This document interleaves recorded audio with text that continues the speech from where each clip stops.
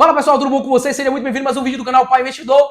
O Pai está on. E você tá on, porque se você não investe em fundos imobiliários para receber dividendo todos os meses, você não tá tão on assim. A realidade é essa. No vídeo de hoje eu vou passar para vocês quanto rendeu em 2 anos a minha carteira de fundos imobiliários. Vou contar para você um erro gravíssimo que eu cometi aqui. Vou mostrar para vocês se vale a pena ou não, na íntegra, investir em fundos imobiliários. E também vou te mostrar quanto custa para montar uma carteirinha igual a minha. E que me acompanha há mais tempo, sabe que eu invisto desde 2016.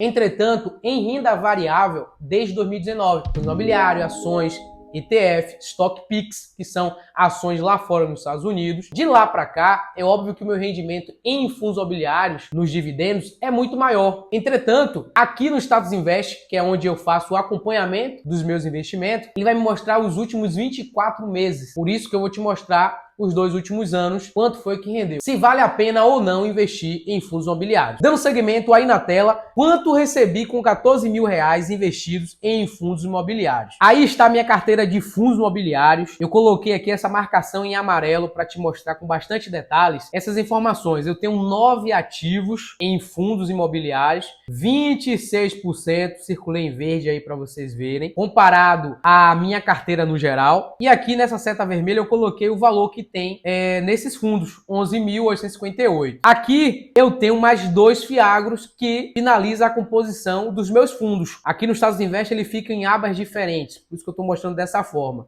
São 2 fiagros, que dá um total de 5% da minha carteira no geral e um valor de 2.312. Então você consegue entender que eu sigo a minha estratégia. Qual é a minha estratégia de divisão de carteira? Eu tenho 30% em fundos imobiliários, eu tenho 25% em ações, eu tenho 20% exposto a dólar, lá nos Estados Unidos, investido em ETFs, ações, renda fixa dos Estados Unidos, então 20% está alocado lá fora. Eu tenho 10% em criptomoedas e 15% eu deixo aqui na renda fixa para uma oportunidade. De repente o mercado caia muito, eu vou lá e tenho dinheiro para poder comprar, tenho um caixa. Então isso é importante você, desde já, se você já iniciou ou se você ainda vai iniciar no mundo dos investimentos. Você precisa ter uma estratégia de carteira e uma estratégia também na quantidade de ativos e a porcentagem que você vai ter em cada um deles. Isso é importantíssimo. Eu tenho 11.858 em fundos imobiliários e 2.312 em fiagro. Então fazendo a junção dá 14.171. Agora aqui vocês vão ver comigo o rendimento durante os períodos. Eu fiz um círculo aqui em vermelho, colocando o período de 24 meses, que está dando R$ 2.534,34. Aqui eu coloquei essa seta vermelha para pontuar essa informação que é bem importante.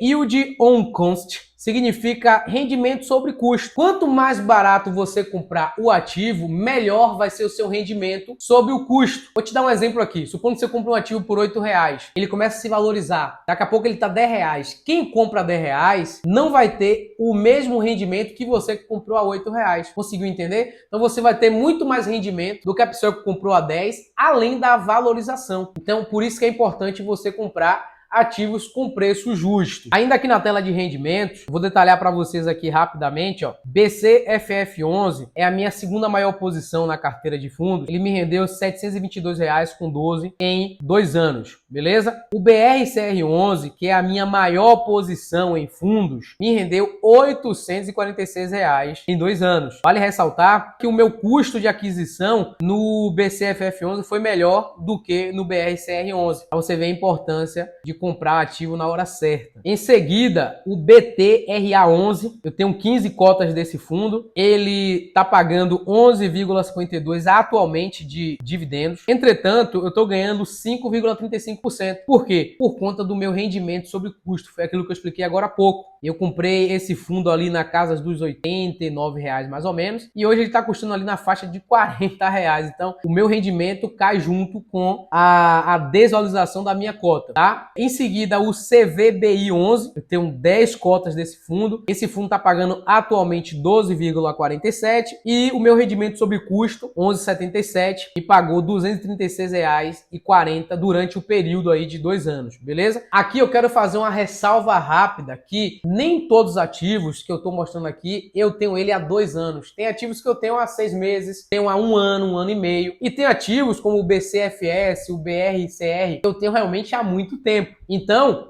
aqui na realidade é uma junção do período de 24 meses dos fundos que compõem minha carteira, tanto dos que entraram há 5 anos atrás, ele está pegando 2 anos, quanto também daqueles que entraram há 6 meses atrás, ele está pegando também o período de 2 anos, beleza? Só para vocês entenderem porque tem ativos aqui que pagou muito pouco. Aí você vai falar, pô, esse ativo só pagou isso durante 2 anos? Não, é porque esse ativo entrou há pouco tempo. Dando continuidade, HFOF11, eu tenho 15 cotas desse fundo, atualmente ele está pagando 12,07, o meu rendimento sobre custo é de 10,37 e ele me pagou durante o período R$ 229.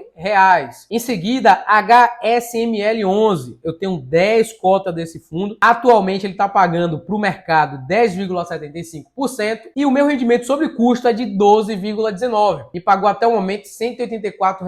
Perceba aqui nesse exemplo que eu acabei de dar a importância que eu acabei de falar agora, ou seja, quando eu comprei o HSML, eu comprei ele a uns R$ 77 mais ou menos, ou seja, ele já se valorizou e agora, em cima dessa valorização, ele está pagando 10 e pouquinho de rendimento. Só que a minha aquisição foi a 77, então o meu rendimento, ou seja, os meus dividendos em cima do valor atual agora é de 12%. Perceba que é muito importante isso aí, você tem que ter isso em mente, tá? Por isso que eu estou frisando bastante essa informação. Você vai ter o MXRF11, eu tenho 182 cotas, o dividendo dele agora no período é de 12,44 atualmente e o meu rendimento sobre custo 12,40. Tá bem aí empatado. Recebi um montante de R$ 525,50 durante esse período. O TRBL11, tenho 5 cotas, tá pagando 11,35. Meu rendimento sobre custo é de 11,18, me pagou até o momento R$ 116,20. E para finalizar, o XPIN11, tenho 16 cotas, atualmente ele tá pagando 10,24 e o meu custo sobre o rendimento é de 9,30. R$ 86,80 ele me pagou até o período. Falando rapidamente aqui dos fiagros, atualmente eu tenho esses 2 fiagros na carteira, que é o RZAG11, eu tenho 100 cotas dele. Atualmente ele está pagando um yield anual de 16,29%. O meu rendimento sobre o custo é de 14,74% e o total acumulado nesse período foi de R$ 85,15. Abaixo o SNAG11, tenho 123 cotas desse fundo.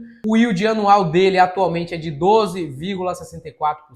O meu rendimento sobre custo é de 12,33%, nada mal. E o meu total acumulado é de 295,66. Dá um total de 380,81, ou seja, esse valor aqui vai ser unificado com o dos fundos. Então aqui agora, pessoal, eu vou fazer um cálculo rápido. Vou até tirar esse óculos aqui. Então, pessoal, fiz aqui os cálculos e essa carteira minha de fundos me rentabilizou durante 24 meses um total de 20,40% em rendimentos. Quando a gente pega esse valor e compara com o CDI, perceba aí na tela que o CDI ele teve um rendimento de 24% com 94% durante esse período. Aqui você já consegue perceber que a minha carteira rentabilizou aparentemente abaixo do CDI. Porém, temos que levar em consideração 2 fatores. O primeiro fator é que durante todo esse período de 24 meses, teve fundos imobiliários que subiram muito. Então, além de 20,40% de rendimento, teve a valorização de muitos fundos, entendeu?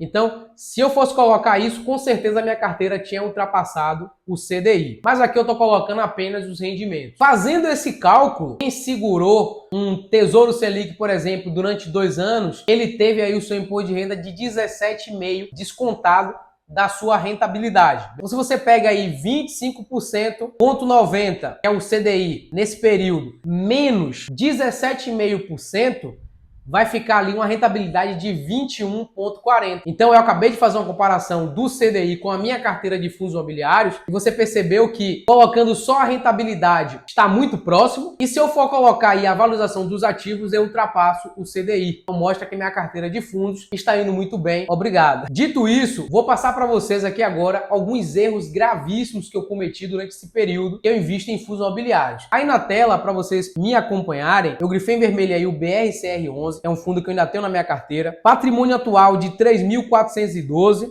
e do lado direito, grifado também em vermelho, a porcentagem que eu tenho na minha carteira, que é de 7,5%. Então, quais foram os meus erros aqui? Quando passou a pandemia, os fundos já estavam ainda baratos, tinham caído muito. Eu olhei para o BRCR11 e vi uma oportunidade de ganhar tanto na valorização das cotas, como também em cima dos rendimentos que eles estavam pagando mês a mês. E aí eu teria um rendimento sobre o custo ainda melhor quando ele se valorizasse. Aquilo que eu falei no início do vídeo. Eu peguei um valor significativo e comprei de BRCR11. Então, o primeiro erro que eu cometi foi alocar um valor maior em cima de um único ativo. Então, esse é o primeiro erro que você não pode cometer. Segundo erro que eu cometi foi que durante esse período, de fato, os escritórios começaram a ser reutilizados, o home office começou a perder força e os fundos imobiliários começaram a se recuperar. Só para você ter uma base, o BRCR11 passou dos R$72. E aí, qual foi o meu segundo erro? A ganância. Porque eu vi o fundo se valorizando, ou seja, meu PM é de R$60,40, ele bateu a 72 e fração, e eu, ao invés de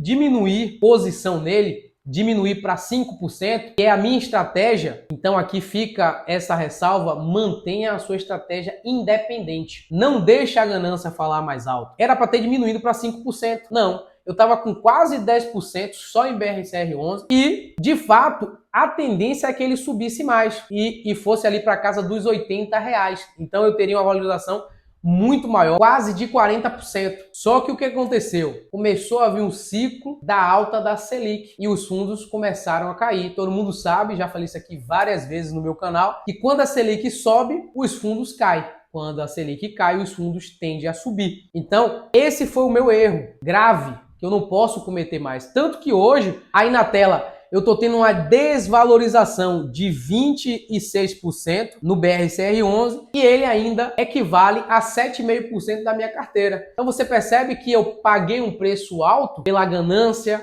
por ter colocado muito valor em um ativo só. Então fica aí esse aprendizado para que você não cometa isso. Eu tenho uma estratégia de carteira que eu divido 5% para cada ativo no máximo. Então, quando um ativo ele passa de 5%, devido a uma valorização, ele vai ali para 7, 8, 10%, eu me vejo obrigado a vender para deixar em 5% e pego aquele valor que eu rentabilizei e aloco em outro ativo que precisa chegar a 5%. E assim eu vou fazendo essa dinâmica na minha carteira. E isso me protege justamente do risco da ruína, né? De botar muito valor em um ativo só e eu perder bastante dinheiro. E antes de eu te falar se vale a pena ou não investir em fundos imobiliários, já se inscreve aqui no canal, bate no sino, deixa seu joia, ajuda o canal a crescer, porque eu trago vídeos toda semana aqui e te ajudo a chegar na sua independência financeira. E eu, como pai investidor, estou e vou te dar aqui a minha opinião sincera. Sim, vale a pena investir em fundos imobiliários, na minha opinião, porque existem várias vantagens. Vou te falar aqui algumas delas. Você tem a isenção de imposto de renda, tem uma liquidez muito boa, você consegue comprar e vender com muita facilidade, além de você ter todos os meses o relatório gerencial na palma da sua mão. Basta você ir, por exemplo, no Status Invest ou no Fundo Explorer. Você consegue colocar o ticket do fundo, por exemplo, BCFF11. Vai estar lá todas as informações do fundo, vai ter o relatório gerencial, você baixa, analisa. Então assim, cara, tem o meu canal aqui que te dá mastigado